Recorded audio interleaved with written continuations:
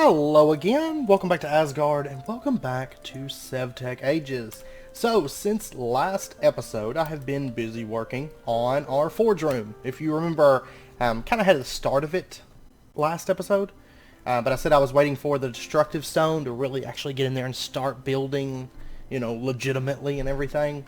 And so I did spend a bit of time working in there, and there you go, that's that. And I'm kidding.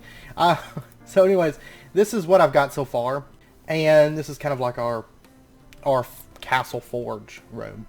So we got our crusher over here, and I left this side open, which actually kind of makes it look slightly lopsided, but I actually like having this side open because it kind of looks like there's buttons on the side of it and stuff. So we can, oops. Okay, I'm gonna have to remake that. I don't have another one on me. If you right-click items, they go in there, and you can like. I didn't mean to right-click it. If you right-click it, you can put items into it, and it kind of acts like a loop vase, you know? But I don't think you can actually just, like, pull them out.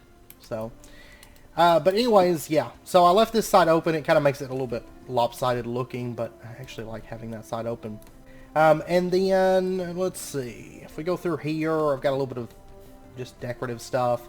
Our Obsidian Chest, and it's mostly all destructive stone. Over here, these are external heaters for immersive engineering. I kind of wanted like furnaces here, but I didn't want to do, you know, the stone grills and the alloy kiln, or not the alloy kiln, the little kiln block like I've got over in the other forge. So what I've got is external heaters, and these are plugged up with HV wire on the back side. If we go, let's pop up here real quick. Because I haven't actually showed you guys how these work, but they're pretty straightforward. So if we pop down here, and I almost killed myself setting these up, but right back here the power splits, and it goes, HV power just pumps into these external heaters, is all that's back here. So, but what these do is they keep the furnaces adjacent to them, and I mean technically you could put more furnaces. I just have 2 attached to them.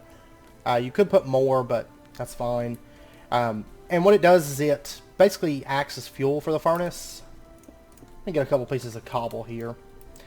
And I didn't think about it, but I wonder if lava monsters are going to spawn from that. I don't think so. I don't think the Y level's low enough, but if we throw this in here, you'll notice it smelts up and it creates smooth stone.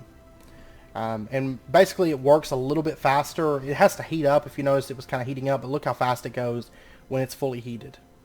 So, and then the temperature will start to drop. So if you throw in like a whole stack, you're going to get that stack finished a bit faster using these external heaters. So it kind of gives me a nice, I mean, they're really cheap to craft, and power is pretty much free at this point.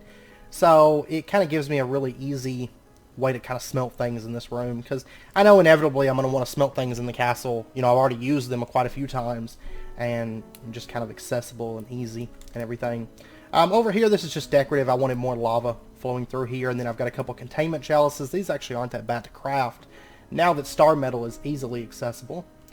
These are filled up with lava, and then over here I've got kind of like a lava wall with chiseled glass there, and then I've also got the chiseled glass on this side too. So, just so that it kind of carries through. Over here we have our alchemy tables. I did have to shift some things around the nodes so that I could have the bricks, or the stairs along the window there. So, and then if we pop up here, this is all just decorative little nooks in the up along the ceiling there. And then the same thing over here. I did make a custom banner for this area, just kind of to fit the area, and I threw a couple of them around. I might end up crafting more of them. And they're actually kind of involved to craft, because you have to craft the banner, and then I did an orange gradient at the bottom. Then I did a black border around the edge, and then I did the little symbol. It's supposed to be like a flower petal, but it kind of looks like an eye or something, you know, or a gear, you know. So it kind of fits. And I am going to add a couple. There's actually going to be 2 NPCs in this room. I've got to get those added. I'm thinking 1 human villager and 1 revenant. So, or not revenant. You know what I'm talking about. The aliens. This is what we're going to add. And then if we climb up this, I actually found that Immersive Engineering added these scaffold covered ladders, and I wanted to use them, so I threw them in here because there's a lot of immersive engineering stuff going on in here anyways. And if we climb up here, this leads to it's kind of like just a little like vault area. It's got the bars around it, and it kind of overlooks the room and everything. And I made up a bunch of blocks, and I actually made these pedestals, and these things are These things are kind of expensive. It's 13 black iron for 2 of them. But I went ahead and crafted up 6 of them, and I put a block of each of the metals from Twilight Forest, just because each of these blocks kind of look pretty cool, and a lot of these are kind of expensive. Like Fiery is kind of expensive, Carbonite, not really terribly expensive, but I don't know. It is when you go to the Twilight Forest and there's no mob spawns. It's a little bit more expensive, but I just threw those blocks on there so they kind of rotate, and it gives this room a little bit more motion to it other than just the flames. And then we've got like blocks. These are the iron chains with rustic. I think I've showed you guys those before. And then there's like blocks of platinum, iron. These are XC saplings that are placed on here. So for better with add-ons. And they kind of just make a little nice little plant area. Or plant. Then we got blocks of gold, tin, aluminum. These are flint blocks, which I think actually look kind of cool. It's just you smelt gravel, and that's how you get it. Block of nickel, lead, copper, silver, so on. And then this is crystallized gold clusters, which you can craft with Abyssal Craft. So I'm probably going to do a few more clusters, because they actually look kind of cool. They almost look like, I don't know, trophies or something. And if you look really closely, you can see they kind of pulsate, like light goes down them and stuff. They actually look really, really neat. And there's a lot of clusters like that I'm going to use for decor. Some of them are a little bit more involved than others to craft. This one takes like 2.5 blocks of gold, or 2 1/4 blocks of gold, so, or something like that. But there's a bunch of these, and they're all like kind of cool. So yeah, I've been working on this. This took quite a few hours. It took the better part of a day to do this room. So, and to craft everything and put everything in here. But then the ceiling is all nether brick, and then vengeful stone tiles, and then vengeful with the accented colors too on the upper ceiling there. So yeah, that's what I've been working on. It's been fun. It's been a lot of fun. But that room is, for the most part, done, except I might add, like I said, a couple more banners. And then as time goes on, I'll probably add some more stuff to the vault up there. But other than that, this room is, for the most part, done. And I built this really cool cobblestone pillar. Isn't this awesome? Like, this thing is pretty pro. Actually, we're going to be using this area today. This is the site of what's going to be our first actual tower that connects over to the castle. There is going to be a tower there, but it's going to be more of like a shallow tower. It's not going to be really, really big. It's more like just a little gatehouse area. But we're going to be building a tower here, but I wanted to wait before I built the actual tower part until we get our setup that's going to go here. Once we get that in, then I can build around it. Now, my original plan for today, let's go ahead and get into today's project. My original plan was to get into some progression stuff. So either like the Steve's Cart stuff, the immersive engineering stuff, or the modular machinery stuff, something to that effect was my original plan. But my plan has changed. There was actually a setup, and I was planning on doing it later on towards the end of Age 3. And I had set it up in my test world about a week ago, just kind of a proof of concept thing, make sure everything worked well. And with this pack having a few changes to it, I wanted to make sure everything worked well within this pack. And it does.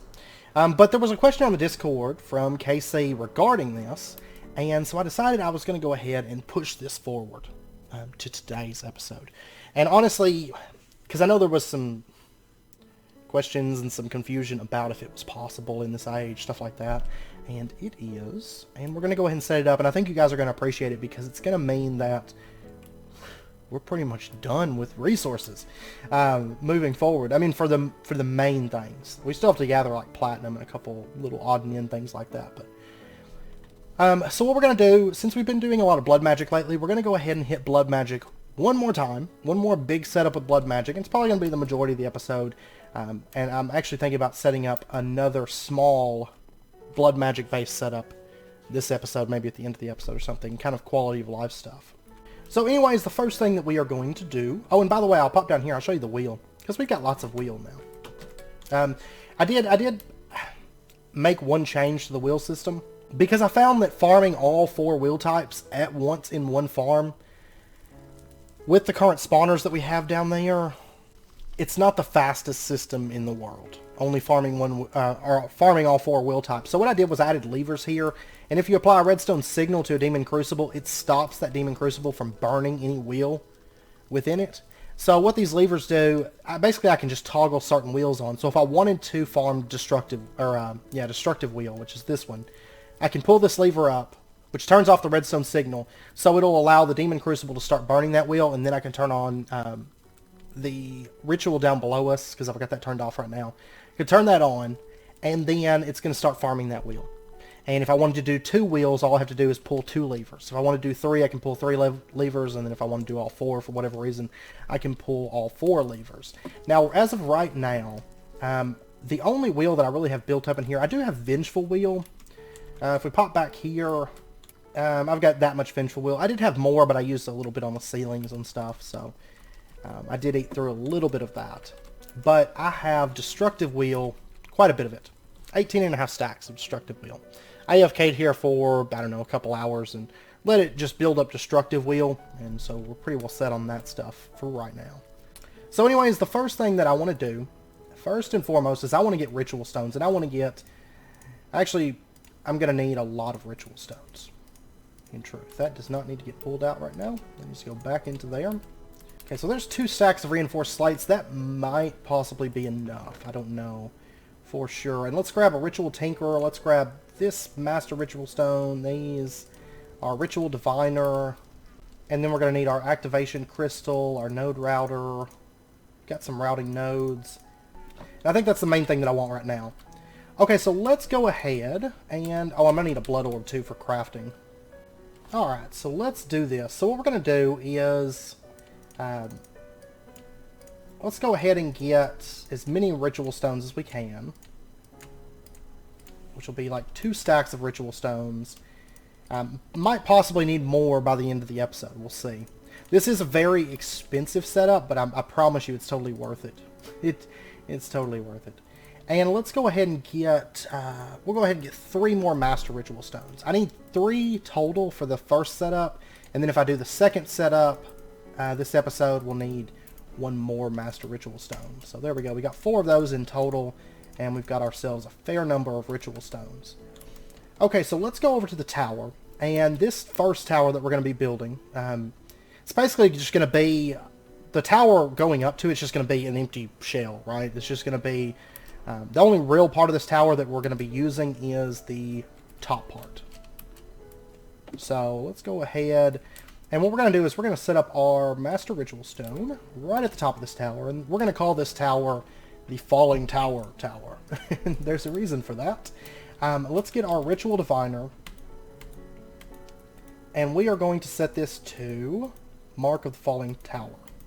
So many rituals to go through. Okay, Mark of the Falling Tower right there. And then what we're going to do is just lay this out. And this ritual is fairly expensive. I want to say it requires... oh, like, I know it's over a stack of Ritual Stones. It's like 80 Ritual Stones or something, if I recall correctly. It's been a while since I counted it up, but it is a fairly expensive ritual to lay out. It's actually a fairly expensive ritual to use, too. So there we go. That's how many Ritual Stones it takes. Okay, yeah, you can see I've got 36 Ritual Stones left. So we're definitely going to have to craft more. Luckily, the other 3 rituals that we'll be setting up this episode are cheap. They're fairly cheap. So, okay, so there we go. That is the Mark of the Falling Tower. Now, the next thing that I want to do is, let me go grab some cobblestone, for starters. And this ritual, to run it, it requires 1 million life points. So, yeah, it's decently expensive, right? First up, I'm going to go ahead and just lay out some cobblestone around this. Just so that we have kind of a floor to work from is the main thing. This will eventually be like a floor. This is going to be the top of the tower, so... you know, you come over, you enter, you go up maybe like a floor to the top of this, and this is what it's going to look like at the top. So, that's my plan. We're going to use this as the tip top of the tower, and then there's going to be like a little bit of stuff above it. But as far as the tower structure itself, because remember, I mean, this is all magical, so I can actually have things floating above this ritual, and that's fine. There's no problem with that, due to the theme of the build. Okay, so let's go ahead and bring ourselves up a bit of cobblestone. I'm going to go ahead and bring this up a decent ways. We're going to go to about right here. So, I don't know. Just a little bit above the ritual. So, right in here. Then I'm going to go ahead and just put a piece of obsidian at the top. So, there we go. And then we'll break this off and vein mine all of that. Okay. So, there we go. We got our obsidian right, and it has to be right above the Master Ritual Stone. So, make sure that it is there because that is going to determine whether or not this works. Because it does have to be directly above the Master Ritual Stone, and I'll show you why that is. If you're not familiar with this ritual, it's really, really cool. It's really OP, especially within SevTech. It's really, really OP. So the next thing that I want to get is a block of gold.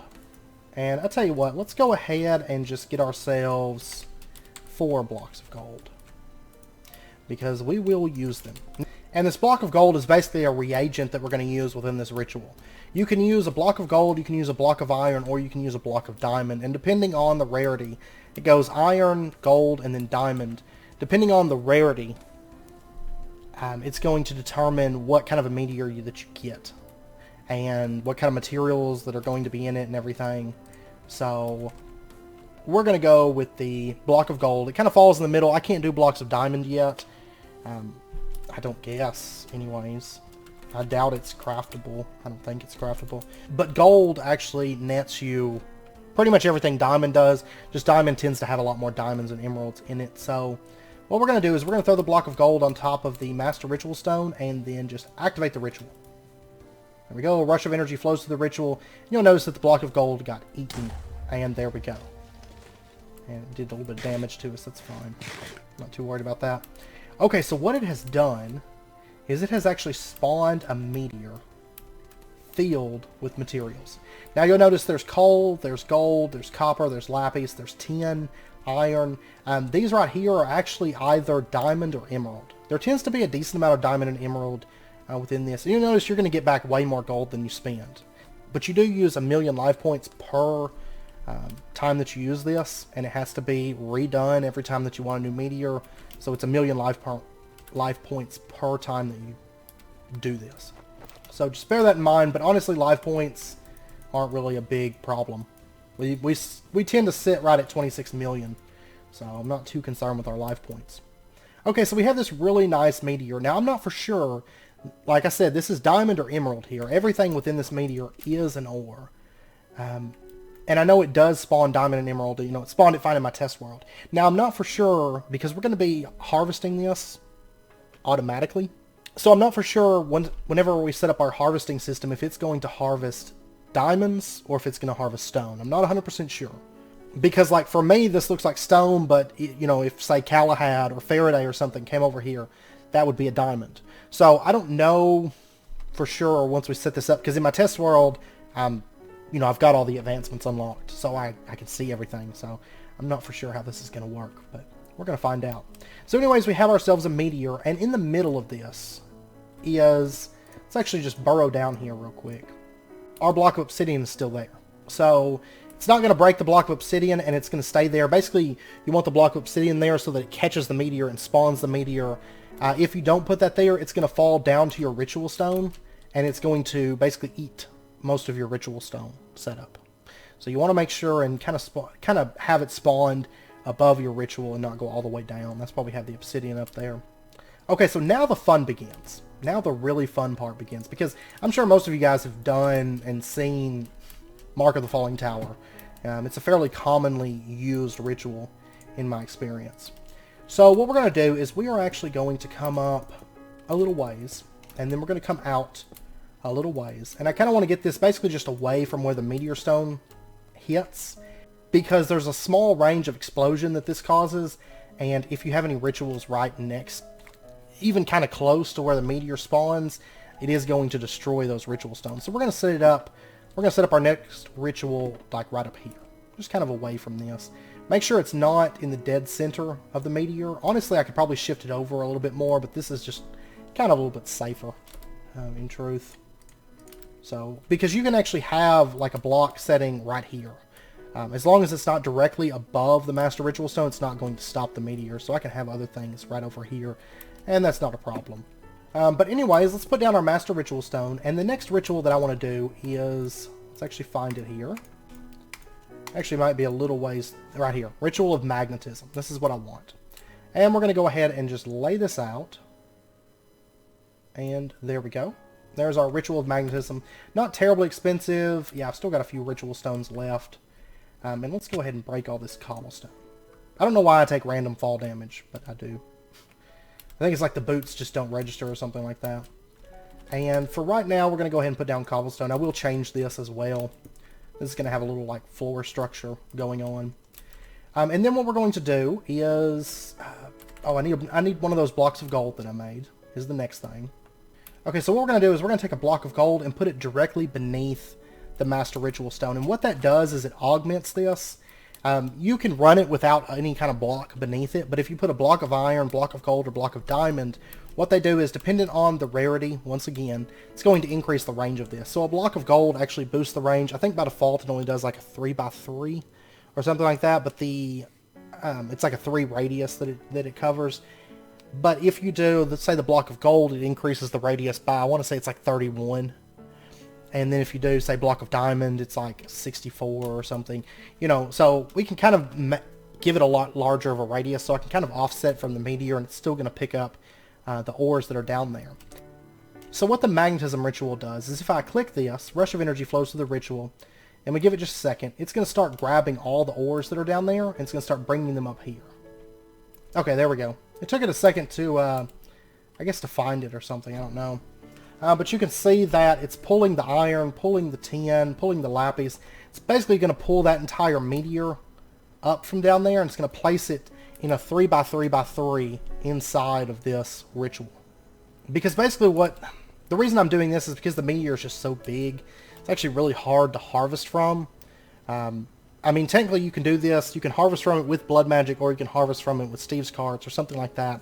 But using the Ritual of Magnetism, it just makes it a little bit easier because we pull it into a nice 3x3x3 block, and everything's going to go there, and it's a very minute amount of wheel that's used to move this. I mean, not wheel, but life points. So, I mean, if we take a look, I mean, we're still going up. So, I don't even know. It's not very much wheel, though. I mean, life points. Doesn't use wheel. Uses life points. This ritual cannot accept any wheel. Same with the Mark of the Falling Tower. So, but anyways, we have this really nice 3x3x3 of ore that's been pulled up here.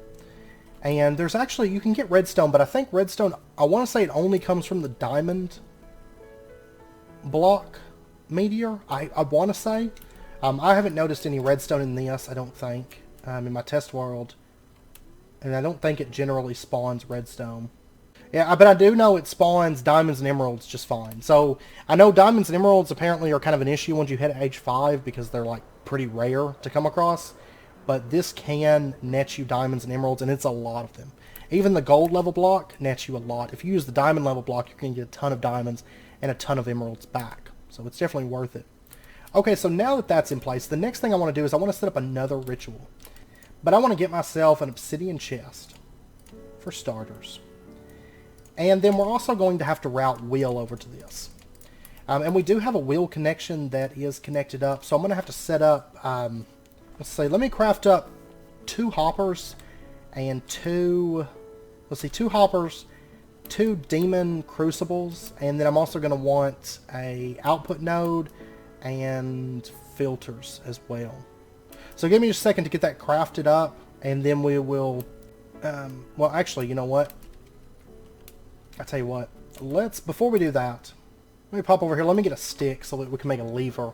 We're going to go ahead and activate the ritual so you can see what it does first, and then we're going to add the wheel. Because the wheel is actually really important, but I want to go ahead and show you the ritual first. Okay, so what we're going to do is we're going to put down a Master Ritual Stone. I'm going to set it just basically right here. That's what I'm going to do. And what we're going to do with this ritual is we're going to set it to, whoops, I want the ritual definer. We're going to set this one to Ritual of the Crusher. And we'll go ahead and just lay this out. And you can see this one's actually really, really cheap to lay out as well. And then above this, we're going to put a inventory of some sort. I'm going to use an Obsidian Chest. Just because. And then I want to go ahead and activate this. There we go. And then let's get our Ritual Tinker. And I'm going to set this to Define Area. We're going to right-click there. Sorry, shift right-click. Right there. And now I don't want the chest. I want it to be crushing the blocks that the ritual will break. And I'm going to select this block. And then I'm going to come over here. And I'm going to select this bottom piece of iron. And it says new range successfully set. Okay, so basically what it's going to do is it's going to mine this 3x3 that this ritual is building for us down here. And this ritual is going to continue grabbing blocks from down there, and it's going to replace them. So if we look down there, we can see that meteor is getting slowly destroyed, and the blocks are getting picked up from that. Oh, look at that. We got emeralds. So it is actually working and mining the emerald and the diamond. Just to shut this off, because I actually don't want to mine this until we get the wheel put in, because I don't want to waste diamonds and emeralds. It really doesn't matter because they're free at this point, but I'd rather not waste them. But guess what? Now we have diamonds and emeralds again, and we're about to have more than we could ever probably have any use for. So anyways, let me get the hoppers and the crucibles crafted up, and then we'll get back over there and set up the wheel for this. Okay, so we actually don't need a hopper. I'm not going to worry with that. But what I want to do is, let's actually pop up here. Let me actually grab this connection that's over here. This is our input routing node for this wheel. So we'll go ahead and snag that node. And then let's go over to here, and I'm going to set up 2 demon crucibles that are going to affect our crushing ritual. Okay, so first up, let's find our borders for our chunk. It looks like this is all... yeah, it's like butted up against the side of this chunk wall. Okay, so what we're going to do is we're going to set up our first demon crucible setting right there. And we're going to put an output routing node just on the top is fine. Just right there. And we're going to say that the downside is going to have a precise item filter. And we're going to say that you only accept destructive wheel. Okay. And then we're going to just shift right click and... there we go. Destructive wheel starts coming in here, and in a second, there we go. You can see up at the top left, it has filled up this chunk with destructive wheel. And then I'm going to set up another demon crucible on the other side.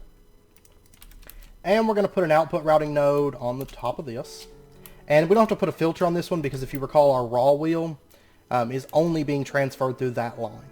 There's no filters needed for the raw wheel line. Let's see, where do I have the demon crucible set up here? I cannot recall. Right here. Okay, so we're just going to plug it into this output routing node. And if we take a look, you can see that there is now raw and destructive wheel within this chunk. Okay? And then what I want to do, I'm going to go ahead and pop down here. I'm going to grab the book before we set this to use those wheels. And I just want to show you what all the wheel types do with the Crusher Ritual, because you can actually use all 5 wheel types, and all 5 of them are quite unique. So if we take a look, the Crusher, right here, Ritual of the Crusher. When fueled with raw wheel, it works faster. Okay, so it basically just speeds up the crushing, because if you don't speed it up, the crushing is actually slower than the magnetism. Now I will say, whenever it's sped up, it's actually faster than the magnetism, so it tends to only have like 1 block on the magnetism. But I'd still rather it be faster than magnetism than slower than magnetism, because it's still faster overall. Destructive wheel actually causes it to have Fortune 3. Okay, and it only consumes 0.2 wheel every time it breaks a block. And that's only blocks that can actually be fortuned. So all of the iron ore, copper ore, tin ore, none of that can be fortuned. The only thing that's going to get fortuned is coal, diamond, emeralds, lapis, redstone, you know, stuff like that. So 0.2 wheel, and there's 100 wheel, or I'm sorry, 50, is it 50 wheel per crystal? I think it is. So it goes really, really far, and it's 0.05 wheel per operation when you're using the raw wheel. So it's really, really slow, you know, consuming, and it basically just breaks down that meteor faster. But if you use steadfast wheel, it does silk touch. If you want silk touch, corrosive wheel actually allows you to use cutting fluid, either whether it be basic cutting fluid or explosive powder. You can use that. Now, I did test it. The iron ore, the copper ore, stuff like that, the actual ore blocks can't be used with the cutting fluid. That's not really a default recipe, so those aren't usable. So there's really no reason to use a corrosive. Vengeful wheel will actually work as compression. So if you have like it says right here, if there's 65 redstone dust inside the chest, 1 block of redstone will be crafted, 56 dust will remain, and it'll keep crafting. It'll use 0.2 wheel every time it compacts something in there that can be compacted. I'm not going to worry about that because our drawers you know, I could set up compacting drawers, and a lot of the stuff within the pack actually can't be compacted, you know, through normal means. Like coal blocks, for example, can't be compacted. Redstone can be, coal can't be, lapis can be. I'm not for sure about diamonds and emeralds, so... but we're just going to be using raw and destructive. So we have faster breaking of blocks, and all the blocks broken that can be affected by it have Fortune 3. Now sure, my pick would be better with Fortune 6, but we want this to be automatic. And honestly, it's cheap enough. Okay, so now what we're going to do, let's throw this on our hotbar, let's throw this on our hotbar, let's grab our Ritual Tinkerer, let's set it to Set Wheel Consumed, and then we'll just right-click the Master Ritual Stone. The Ritual will use these Demon Wheel types, Raw and Destructive. Okay, so now we're ready to turn this thing back on. It's pretty much set up. Now we just have to do the handling the output of it. So we'll flip that, and it should start breaking things faster, as you can tell. It's about every second it breaks a block. And as soon as it hits, it should hit a block of emerald or diamond or something here in just a second. And we should say, there was coal. We got 3 pieces of coal from that, it was 6 lapis. There we go, 4 emeralds off a single break. Now technically you might be able to process this a little bit better. Like if you use like Starlight Infusion, you get 4 diamonds every time. That's great, but honestly right now we can't automate Starlight Infusion until H4, and Crusher is only 2, Transmutation's only 1, Saw is only 1. So I mean really, Fortune 3, I don't really feel like I need to nitpick and get like, oh, I need like 1 or 2 extra diamonds. You know, I don't care, because this is free. 1,000,000 life points is nothing. A block of gold, I've already got 7 gold ore, that's 14 gold right there. So, you know, do I really need to care about that? Not really. So I'm not going to. So anyways, this part is set up now. And it's breaking the blocks. It's going to keep breaking them until there's nothing left in that meteor to break. So you can see it's waiting on the Magnetism Ritual. There's no real way to speed that up. I mean, technically I could set up, say, another Magnetism Ritual with another Crusher, but honestly that's just, it's kind of pointless. This is fast enough for an automated system that I'm not too worried about it.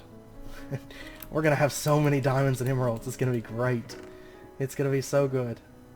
Because those are not going to be rare at all by the time we hit H5. We're going to have like mounds of diamonds and emeralds. Okay, so let's deal with the output of this. So what we're going to do is we're going to put just an input routing node sitting right here. And we are going to bind this. We're going to go ahead and snag that. I think I'm going to set up a new master routing node. And that's so that I can have it a little bit more controlled, because it needs to send stuff over to here. It also needs to send stuff over to the storage building as well. I'm just going to go ahead and do another master routing node because they're cheap. I mean, honestly, platinum, I've only got 6.5 stacks of platinum, so I think we'll be alright. I will say in H4 we're going to make it a little bit more automated, so we can just press a button and it will start the ritual for us. So we don't even have to go up there. We can just like, we'll have the button set up down here inside of like, I don't know, a room somewhere, maybe a control room or something like that. We can press the button and it's going to spawn a meteor and it's going to start breaking it down. And it's going to handle all of the materials coming out of that for us. Alright, so that's crafting up. If we take a look here, I don't even know why I look. It stays at that. Like, I just used like 2 stacks of blank slates and it was just like, whatever. There you go. Have them back. Okay, these frame parts are done, and master routing node is done. I had frame parts and I had like stuff on me, but I found that at least on the server, the golden backpacks, these right here, they will randomly like delete things that you add in there, which is kind of a nuisance. Okay, so what I want to do is, we've got this input routing node setting right here. I'm going to go ahead and grab this connection. And we're going to set a master routing node up, and we'll just put this setting, we'll put it right here, okay? So this is going to be the master that basically controls everything that comes out of our quarry system, which this is our first piece of our quarry system, our first quarry. Let's take a look in here. Oh, look at that. Look at all the stuff we've got. Almost a stack of iron ore already. And I don't even think this is chunk loaded at the moment. Let me go ahead and chunk load this. So I've got this weirding gadget right here. Let's just plop this down. Right there. So we got a weirding gadget, we got master routing node, we got 2 demon crucibles, and then our chest in the center. Okay. We are all set. And then if I wanted to shut this off, there's a lever right there. I can just pull it. So. Okay, so now what we're going to do is we're going to set up an output routing node. And we're going to have this attached to this chest right here. And we'll go ahead and connect that up. Whoop, no, wait, not yet, actually. It pulled a few things in there. So output routing node sitting right there. And what I want to do is I want to make a filter. And I actually need to make a few of these because when I first set this up last episode, when I put the filters in here, I don't know what I was thinking. The filters that I put in are not ore dictionary filters. I just put in precise filters. Because the iron clusters are actually ore dictionary to work with iron ore. Which is, you know, we kind of want both of those to run through the same filter. That would be ideal. So I do need to change those over to ore dictionary. It means I'm going to have to reset the filters on that, but that's fine. I mean, honestly, I can reset the filters for most everything just from what's coming out of the quarry. The only thing I'm going to have to do is like platinum, lead, silver,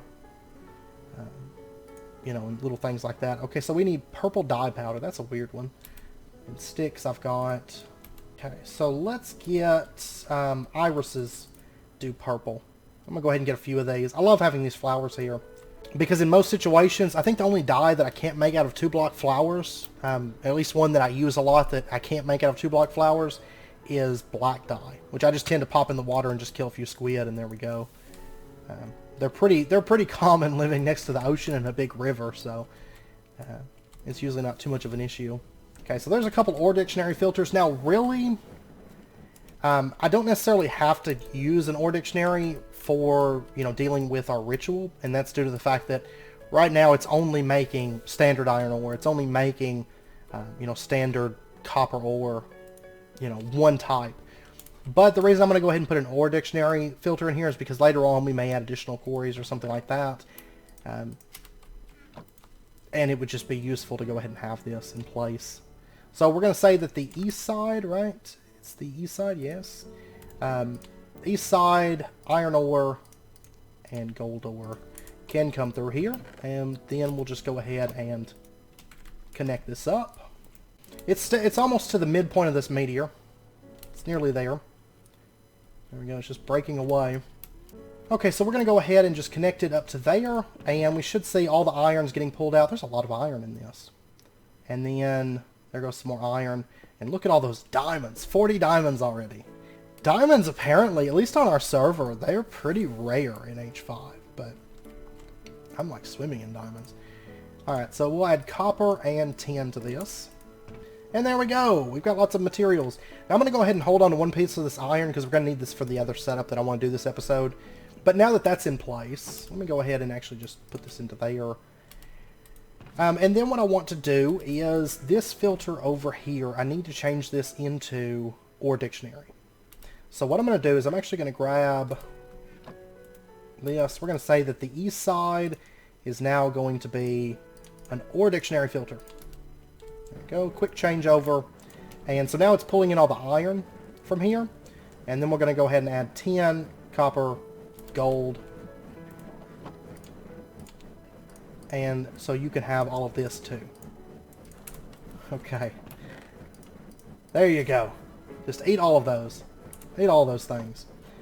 And if we take a look inside the hopper, there we go. All the metals are going in. And I can replace this. Now these should still come out as the same, like, crushed material. So they're still getting sent to the arc furnace and then getting sent out to wherever they need to go, right? Into the ore sorting system. So if we take a look here, 57, 58, 59, so on. So it is building up. And I think tin and copper should follow that same rule. Because at the end of the day, they're still being processed by the crusher, which is determining what kind of crushed material that you get. So everything should be fine.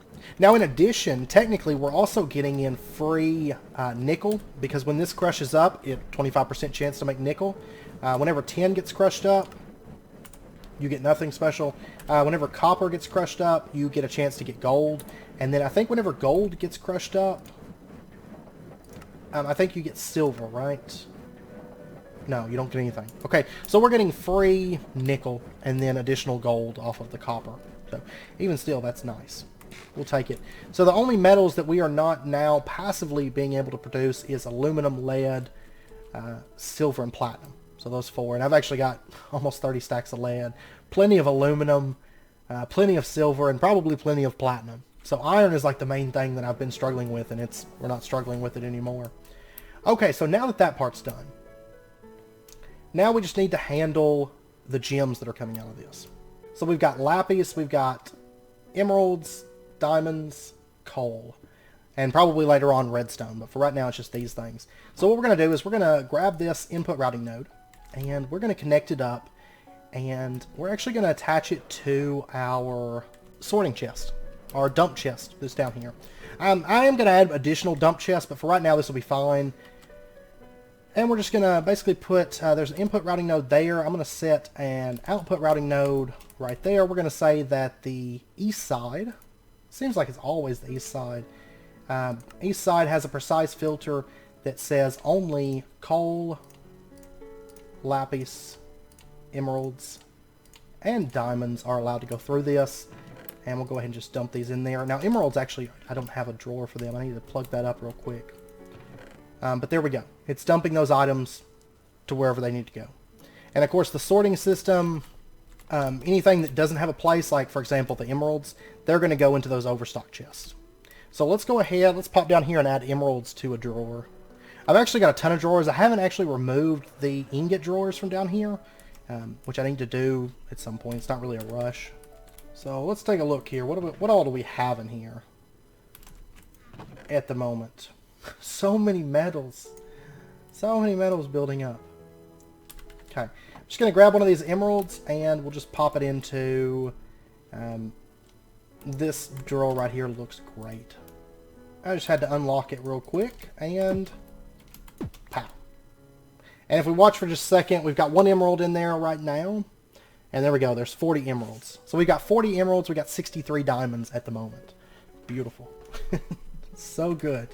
And now everything, I think, is pretty much being handled by our system automatically. So the meteor is getting broken down and it's basically getting dismantled by our automated system, and everything's going where it needs to go, and we're getting free materials in. We're only halfway through this meteor too. Like, that's how big these things are. I mean, they're massive. They really, really are. I mean, it's not the fastest thing to break this down using the magnetism, but does it really matter? Not at all. Doesn't matter in the least. And all it cost me is a block of gold and 1,000,000 life points. So, okay. So what we're going to do, and this obsidian block shouldn't get moved because magnetism only moves ores. So our block of obsidian should stay there without issue. We're going to find out here in just a second. But okay, so I want to turn our attention now to the second setup that I want to do this episode, which kind of goes hand in hand sort of with this system. It's going to be a bit of blood magic, but we're going to automate star metal. That's what we're going to do. We're going to automate star metal production because I don't want to have to do that manually anymore. Just because I don't want to. Is the main reason. I just don't want to do it. Okay, so I'm going to build out a little platform here. This is going to be out of cobble right now, but we'll change it later. And I'm actually going to have this set up just right behind our astral sorcery table. And we are going to have a master ritual stone setting right here, I think. And it's actually going to use Ritual of the Crusher as well. So I'm going to have to go make more ritual stones because I'm out of them at the moment. Let's go see about our block of obsidian. Is it staying there? It should be. Look at that. It's still there. Anyways, let me get some more ritual stones made up real quick and I will be right back. Okay, so let's finish out this ritual. There we go. And I'm going to pull up the master ritual stone real quick and we are going to change it over to an inverted master ritual stone. So this, and I just realized I don't know if it's going to transfer the redstone through there or not the way that I want it to. Let me try it and we'll see. But we're going to do an inverted master ritual stone. Blank slate, where are you? There you are. And basically the standard master ritual stone, of course, it shuts off whenever there's redstone present. The inverted turns on when there's redstone present. Okay, so let's go ahead and we're just going to activate that. There we go. And then what I want to do, and I'll clean all this up and make it look nicer and everything, but we're going to do first up a block matcher setting right here. And what this does, and this is crafted with some stuff. It's not terribly expensive, really. Stone, panes, and then you have to have a soul forged steel anvil, but you can just craft it like this. And what it does is it emits redstone whenever the blocks on this side and this side match. That's the basic idea behind it. And then what I want to do is, let's actually pop over here. Let me go grab a chest, because I do need a chest on top of the Crusher Ritual, just really, really quick. And I'll just use an Obsidian Chest. I've got one actually right here. They're cheap enough that I've got free obsidian, you know, so I don't care using them. It's really no more expensive than wood, in truth, to me. Which we're going to automate that soon too. Maybe next episode. Okay, so chest goes right there, and the Crusher Ritual, of course, is going to send its items up into the Obsidian Chest. Okay, so then what I want to do is we are going to put down, let's see, we're just going to put down a block of cobble to start with. Put a block of cobble there, and for example, if I put down 2 blocks of cobble, and let's specify this ritual, we're going to tell it that, where's my ritual stick? Right here. Ritual Tinkerer. We're going to set this to define area, and we're going to right click. Yes, the blocks of the ritual will break, and we're just going to set here and here. New range successfully set. So it's only going to break this block. Okay? And then if we put down a piece of cobble right here, does the redstone go through and activate that? It doesn't seem to. So I'll tell you what, let's break all this down, and we're going to set the Master Ritual Stone up by 1 block, in fact. So it's going to set right there, and then let's go ahead and rebuild this out. I didn't exactly test this. It was just kind of like, oh, we could do this too, type setup. So, but it should work. Okay, so we're going to put the block matcher down right here then. Okay, and then let's go ahead and define. Okay, so we'll go ahead and activate this, and we're going to set. Yeah, there it was. Crushing the blocks that the ritual will break. And we're going to say that it's going to break... Second. Break this off. I don't want them to match yet. We're going to say this block here. And then... There we go. You could see that it just broke that cobblestone block because the cobblestone on this side matched the cobblestone on that side and activated the inverted Master Ritual Stone. So that is perfect. That is perfect. Okay, so then what I want to do is we're going to put this cobble back. And let me grab my linking tool. And I want to grab this Celestial Collector Crystal, and we're going to bind it to where that cobblestone is. And we should see... I don't know, I'm going to use a lens just to make sure that it's binding, because it's not emitting a light particle, which means chances are that it's not sending any starlight over. Alright, so we'll put a lens right there, and we're going to bind our collector crystal to the lens, and then we're going to bind our lens to our cobblestone. Okay, so it's sending a beam of light over to the cobblestone. It's hitting the cobblestone with that beam of light. That's good. That's what we want. Okay, so then what we're going to do is we're going to put down a block placer, and it's going to be setting right there facing off in this direction, and we're going to say the beam of light still making it. That's good. We're going to say that it is always on, and we're going to put a output routing node just right on this. We'll stick it right here. Okay, and that is the east side, and we're going to say that on the east side, you're going to have a precise item filter with iron ore in it. Okay, we're going to leave the priority to 0, and I'm actually going to set the priority down here up to 1 for where the iron ore and stuff is going. This output routing node will set that to 1. So this is going to be a lower priority, basically. The higher the priority, the lower the priority within Blood Magic. It's backwards from most mods. But it actually makes sense, I think. But so it's going to prioritize sending stuff over to this block placer over the ore processing system. So then what we're going to do is we're going to grab this node, and we're going to connect it up to, so the input routing node, there we go, it's now connected to our star metal setup. And we're actually out of meteor at the moment. So let me make another meteor real quick. Let me grab this, and all we need to do is activate and throw that on there. Okay, and if we watch it for just a second, and let me actually back away from this because it does cause a little bit of an explosion. There we go, another meteor. And you'll notice that as soon as it goes down, I mean, we'll take a second because it has to register that there's a meteor here, but here in just a second, this meteor will start being harvested by our ritual up there. It's not as fast as, say, the RF tools, quarry. I did use that on Craft of the Titans, for automated meteors. But it's still plenty fast for our needs in SevTech, I'd say. Never mind, it's found aluminum somewhere. And it's harvesting that aluminum at the moment. And sending it to this chest. Because the range on this is so big with the gold, you can actually use it as a really good quarry. Like automated quarry system. So, yeah, that's what it's doing right now. It's harvesting some aluminum. So it might be a minute before it actually starts, harvesting this. So I'm going to go ahead and grab this iron for right now.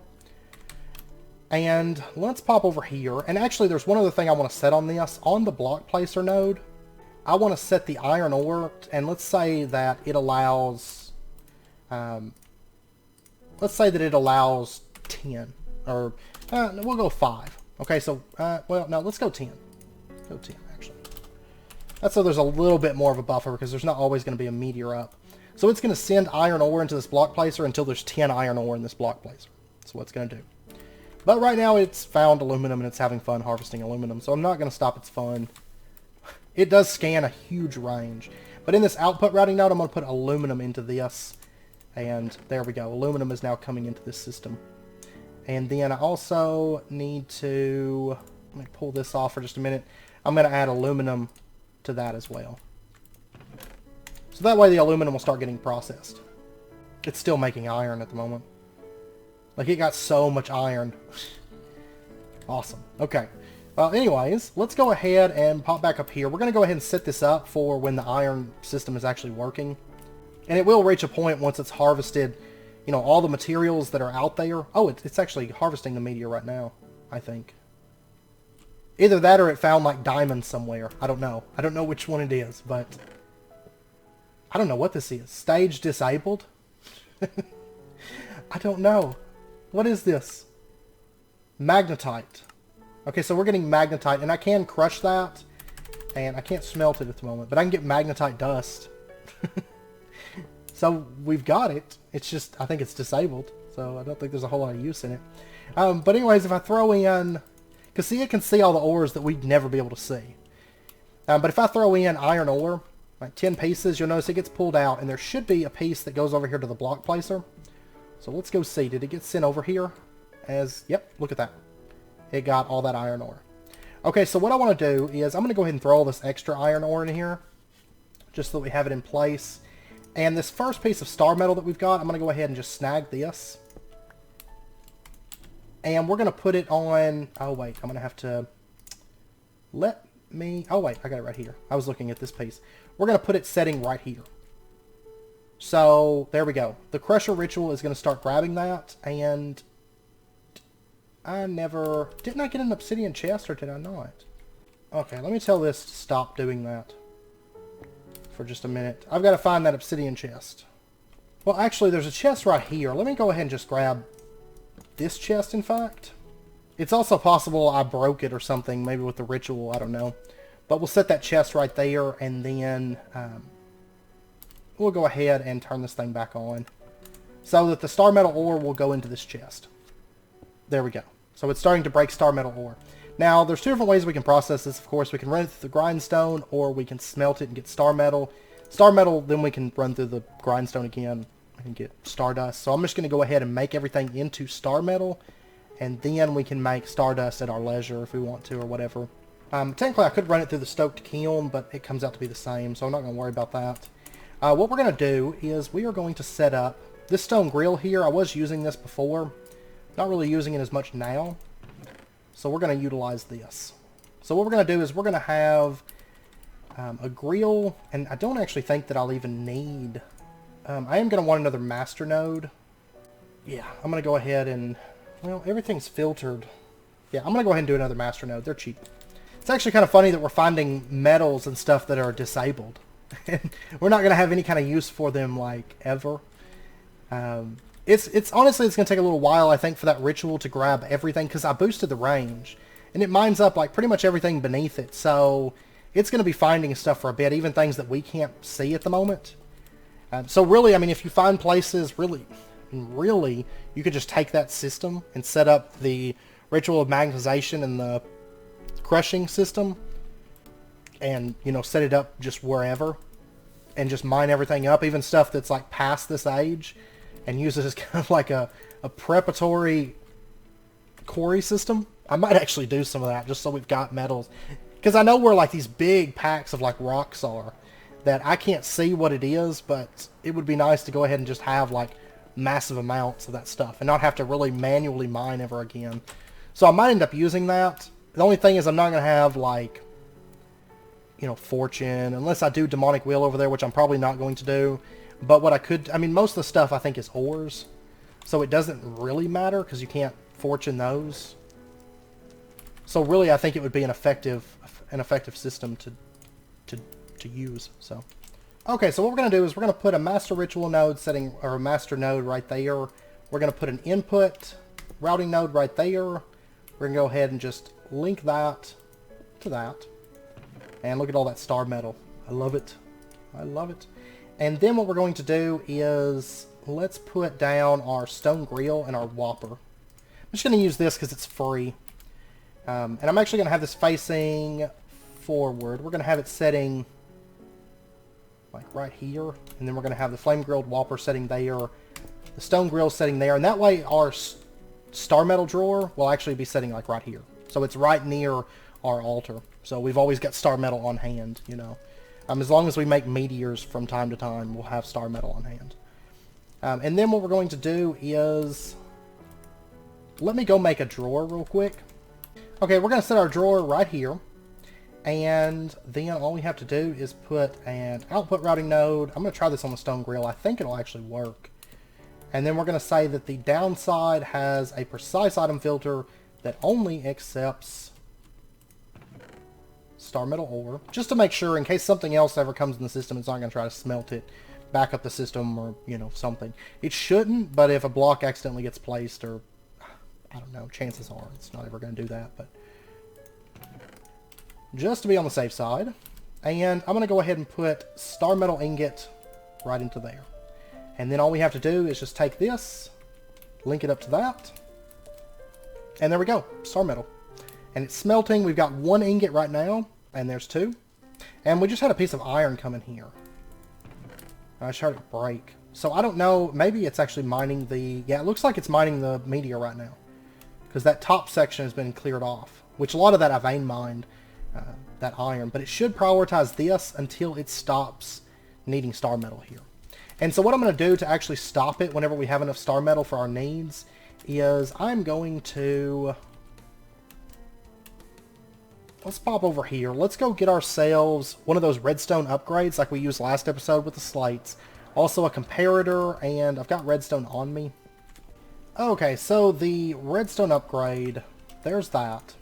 And we'll just put this into here. So it's going to emit a redstone signal based on, you know, of course, how filled it is.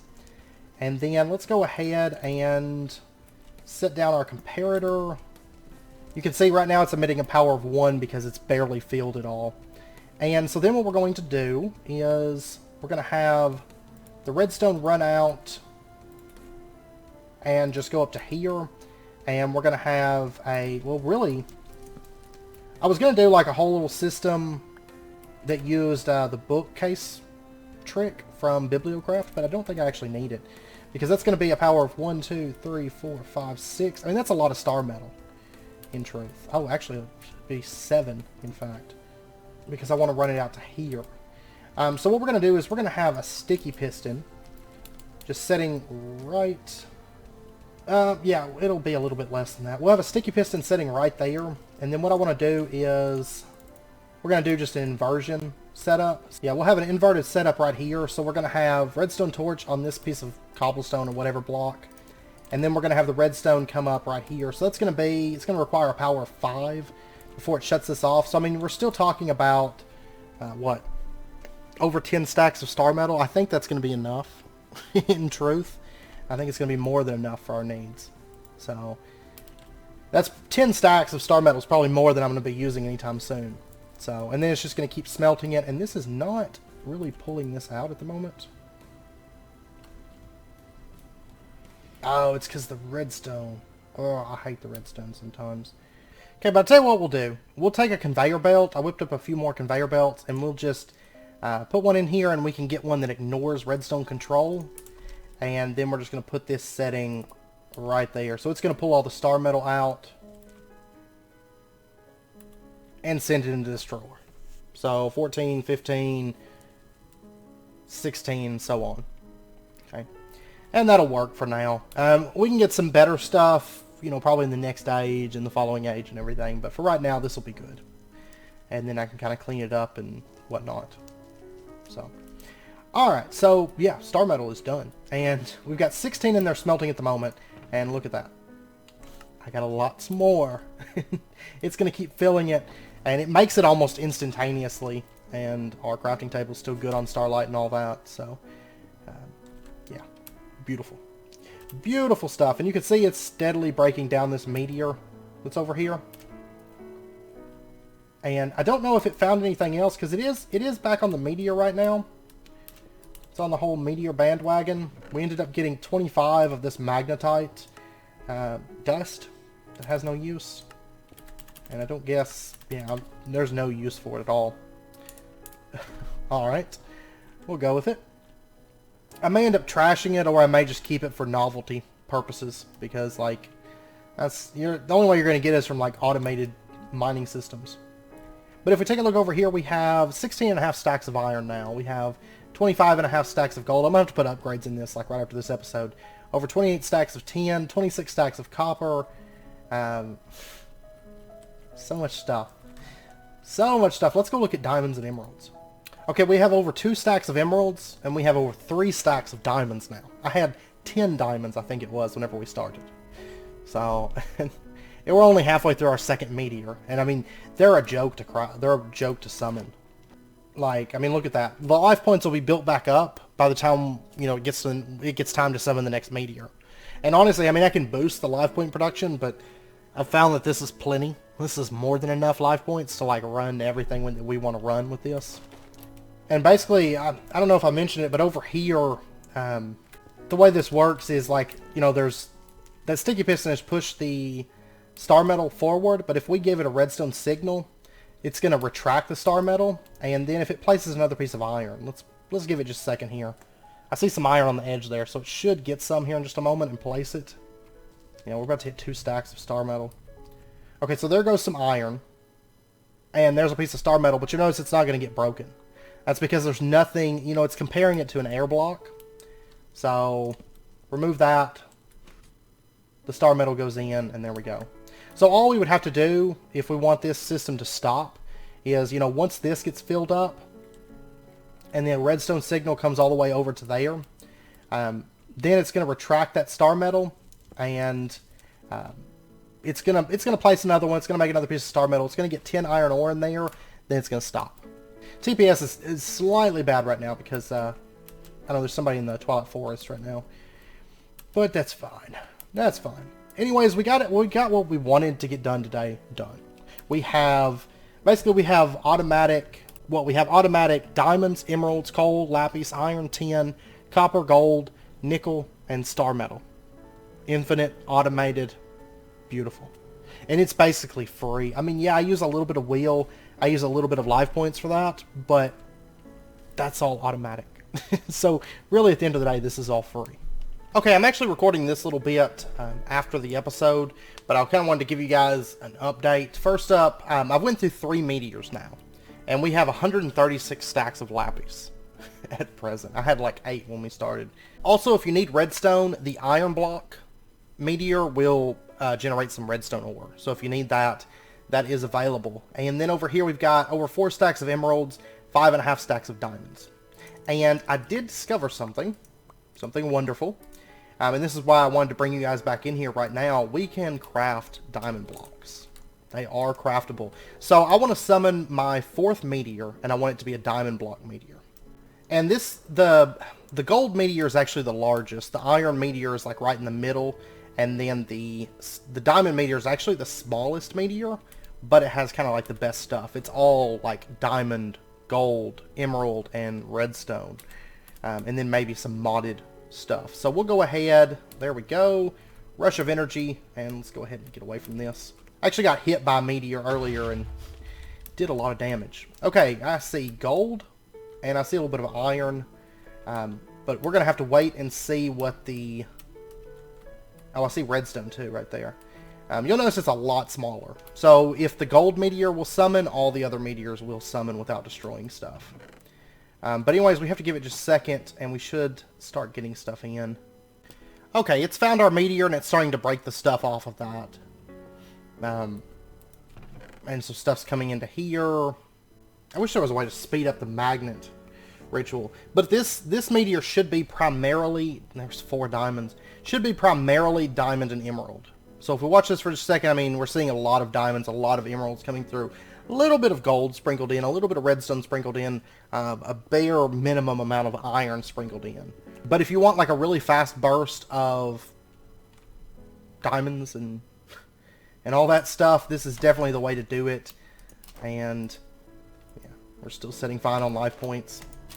I literally summoned this one like back to back with the whenever the 3rd one finished up, and it's hard to scratch these life points.